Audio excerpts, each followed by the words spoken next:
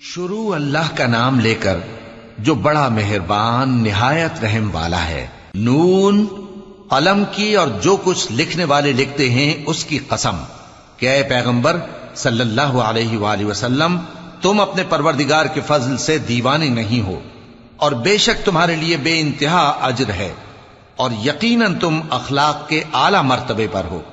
سو ان قریب تم بھی دیکھ لو گے اور یہ کافر بھی دیکھ لیں گے کہ تم میں سے کون دیوانہ ہے۔ تحقیق تمہارا پروردگار اس کو بھی خوب جانتا ہے جو اس کے رستے سے بھٹک گیا، اور ان کو بھی خوب جانتا ہے جو سیدھے رستے پر چل رہے ہیں۔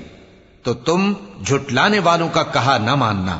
یہ لوگ چاہتے ہیں کہ تم نرمی اختیار کرو تو یہ بھی نرم ہو جائیں، اور کسی ایسے شخص کے کہے میں نہ آ جانا جو بہت قسمیں کھانے والا ہے، ذلیل ہے، شرارت سے اشارے کرنے والا، لگائی بجھائی کرنے والا، مال دینے میں بڑا بخیل، حد سے بڑھا ہوا بدکار، سخت خو اور اس کے علاوہ بدذات ہے، اس سبب سے کہ مال اور بیٹے رکھتا ہے۔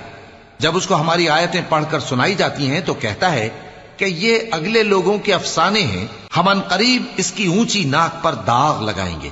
ہم نے ان لوگوں کی اسی طرح آزمائش کی ہے جس طرح باغ والوں کی آزمائش کی تھی، جب انہوں نے قسمیں کھا کھا کر کہا کہ صبح ہوتے ہوتے ہم اس کا میوہ توڑ لیں گے، اور انشاءاللہ نہ کہا۔ سو وہ ابھی سو ہی رہے تھے کہ تمہارے پروردگار کی طرف سے راتوں رات اس پر ایک آفت پھر گئی، تو وہ ایسا ہو گیا جیسے کٹی ہوئی کھیتی۔ پھر جب صبح ہوئی تو وہ لوگ ایک دوسرے کو پکارنے لگے کہ اگر تم کو کاٹنا ہے تو اپنی کھیتی پر سویرے ہی جا پہنچو۔ سو وہ چل پڑے اور آپس میں چپ کے کہتے جاتے تھے کہ آج وہاں تمہارے پاس کوئی فقیر نہ آنے پائے، اور کوشش کے ساتھ سویرے ہی جا پہنچے، گویا پیداوار پر قادر ہیں۔ پھر جب انہوں نے باغ کو دیکھا تو ویران، کہنے لگے کہ ہم رستہ بھول گئے ہیں، نہیں بلکہ ہم بے نصیب ہو گئے۔ ایک جو ان میں سمجھدار تھا بولا، کیا میں نے تم سے نہیں کہا تھا کہ تم تسبیح کیوں نہیں کرتے؟ دوسرے کہنے لگے کہ ہمارا پروردگار پاک ہے، بے شک ہم ہی قصوروار تھے۔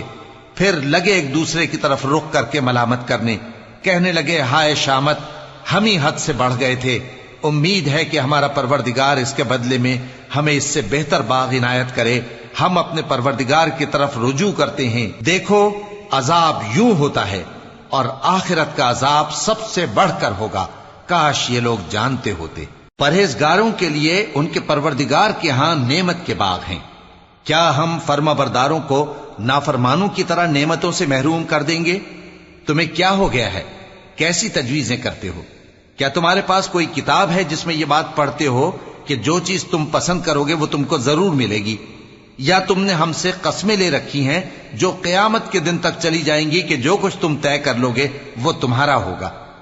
ان سے پوچھو کہ ان میں سے کون اس کا ذمہ لیتا ہے؟ کیا اس قول میں ان کے کچھ شریک ہیں؟ اگر یہ سچے ہیں تو اپنے شریکوں کو لے آئیں۔ جس دن پنڈلی سے کپڑا اٹھا دیا جائے گا اور کفار سجدے کے لیے بلائے جائیں گے، پھر وہ سجدہ نہ کر سکیں گے، ان کی آنکھیں جھکی ہوئی ہوں گی اور ان پر ذلت چھا رہی ہوگی، حالانکہ پہلے اس وقت سجدے کے لیے بلائے جاتے تھے جبکہ وہ صحیح و سالم تھے۔ سو مجھ کو اس کلام کے جھٹلانے والوں سے سمجھ لینے دو، ہم ان کو آہستہ آہستہ ایسے طریق سے پکڑیں گے کہ ان کو خبر بھی نہ ہوگی، اور میں ان کو مہلت دیے جاتا ہوں، میرا داؤں بڑا مضبوط ہے۔ اے نبی، کیا تم ان سے کچھ معاوضہ مانگتے ہو کہ ان پر تاوان کا بوجھ پڑ رہا ہے، یا ان کے پاس غیب کی خبر ہے کہ اسے لکھتے جاتے ہیں؟ سو اپنے پروردگار کے فیصلے کا انتظار کیے رہو، اور مچھلی کا لقمہ ہونے والے یونس کی طرح نہ ہونا کہ انہوں نے اپنے رب کو پکارا جبکہ وہ دل ہی دل میں گھٹ رہے تھے۔ اگر ان کے پروردگار کی مہربانی ان کو نہ سنبھال لیتی تو وہ چٹیل میدان میں ڈال دیے جاتے مذموم حالت میں۔ پھر ان کے پروردگار نے ان کو برگزیدہ کر کے نیکوکاروں میں شامل کر لیا۔ اور کافر جب یہ نصیحت کی کتاب سنتے ہیں تو یوں لگتے ہیں کہ تم کو اپنی نگاہوں سے پھسلا دیں گے، اور کہتے ہیں کہ یہ تو دیوانہ ہے۔ اور لوگوں، یہ قرآن تمام جہانوں کے لیے نصیحت ہے۔ شروع اللہ کا نام